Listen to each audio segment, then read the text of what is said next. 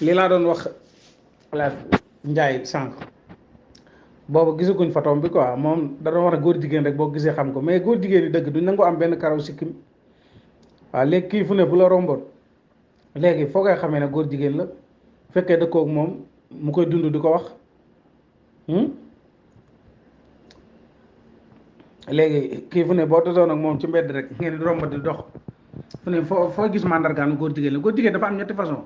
am na ñoo xam ne seeni awra moo def noonu ñaari awra lañ yor ñaari sexe am ñoo xamante ni seen yaram moo nekk yaramu góor jigéen am na ñoo xam ne dañuy monter voilà ay ween ak i taat waaw ñooñu moom ñooy fës bu gën a mag moom ñooñu nga xam ne dañoo jël seen yaram yëpp daf ko jigéen daf ko taat jigéen daf ko dënnu jigéen duñu am sikkim duñu am dara ñooñu nëbbootuñ ñooñu ne fàng te boobu yaakaar naa ne amul Sénégal boobu mosuma koo gis Sénégal voilà état bi gannaaw bañ xamee ne yóbbu nañ ko fee yóbbu ko fee ba askanu xas koo xam mën nañoo taxaw ñu yóbbu ko feneen àll ba yaatu na voilà wala biñ xamee ne lii buñ ko fa tegee dem ñu sulliwaat ko ñu fexe woon ba génn ko wala ñu bañ kaa dugal foofu voilà mais buñ ko xasee ba suul gars yi mënoon nañ ko buñ koy sulli ñu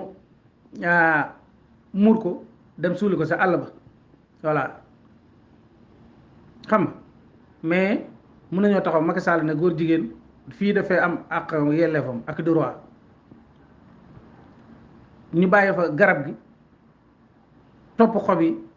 bàyyi ren bi te boo dindoon ren bi garab gi dee ren bi mooy Macky Sall fii la taxaw ne góor jigéen kenn du ko fi bundu xataal fii la taxaw ne kenn du ko fi criminaliser askan wi kenn jéemul seen ñaxtu kilifa diine ànd si muy defal la ko neex ñu koy tagg loolu mooy problème Sénégal voilà loolu mooy problème Sénégal mbir mi weñ gaa nga bañee sax mbànjaxaan gi état bi la Ousmane Sonko daf ci wax lu leer discours am boobu mu def voilà mbir tubaab bi boo fa ñëwee ñoom amul ñaari jabar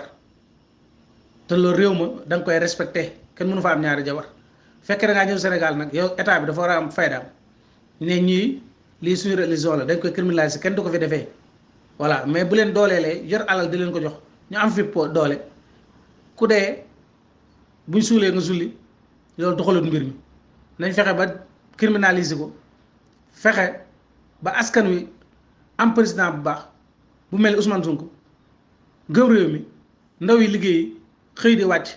man takk jabar doo fi caga ji dootuñu am client góor jigéen dootu fi am promo xaalis rek moo ci nekk du leneen du gëm-gëm bi mais xaalis moo si dugal ñu si ëpp voilà boobu nga xamante ni moom dafa opéré taat opéré dënnam nga xam ne moom jigéen fu ne amatuñ différence boo xamul dëgg kooku mooy bi ne fàng nag te yaakaar naa ne boobu moom la ñu war a def nii sax waaw mais bi nga xam da koy nëbb niroo góor ñi boobu moom yaakaar naa suñ borom lay digaaleel voilà mooy comme nit kuñ tere sàcc muy sàcc di ko nëbb nit kuñ tere njaalo muy njaalo di ko nëbb léeg-léeg nga taseeg moom gis ko muy dugg ca mbaare ko moom mi dafa yoroon mbaare caga xam na ne ay góoram fay dugg te lii diina dëggalu leen ko te ña ngi koy def mu xam ko noppi waaw góor jigéen man duma ko defal benn promo ñun suñu yaram ci Sénégal ñi si ëpp bëgguñu ko ñi si dugg ko néew xaalis lañ leen corrompi di leen ko jox bañ dugg si dem ba tàmm ko waaye du loo xamante ni gëm nañ ko waaw boo gisee nag maanaam gëm gi mooy alal lañ gëm alal moo leen mën a def loolu nekk waaw mu ngi mel ni am na benn interview bu ñu doon def paa bi taxaw saw si miir ba pare waa ji di ko interview naan ko saw si miir noo ko gisee nag mu naan ko xëyee loolu kay lu araam la ak a bon te moom dafa saw ba pare waa ji di ko interview xam na ni lii la def loolu mooy Sénégal dañuy nekk ci mbir ma di lambaajoo waa ji yor mbaari cagaam caga ji nekk fa góor ñee dugg di def ak caacaay di sàcc di mos di sàcc di ruux di def lu nekk ba pare bu leen rombee ñu naan ko kay de góor jigéen la mais bi nga xam ne fësaluñ ko moom nanguwut am ku ko takk nanguwut taxaw di ko fësal daal boobu moom jàpp naa ne loolu mbiru suñ borom la waaye bi ñu fësal nag moom di monter boobu moom jàpp naa ne Sénégal adapté wuñ ko mais état bi moom nangu na ko moom waaw mais askan bee ko bañ mais état bi kilifa diine moom amaguñ ci benn taxawaay waaw mais population bi moom bu ñu leen jàppale woon mbir mi saafara na bu yàgg voilà mais amuñ ku leen dimbale.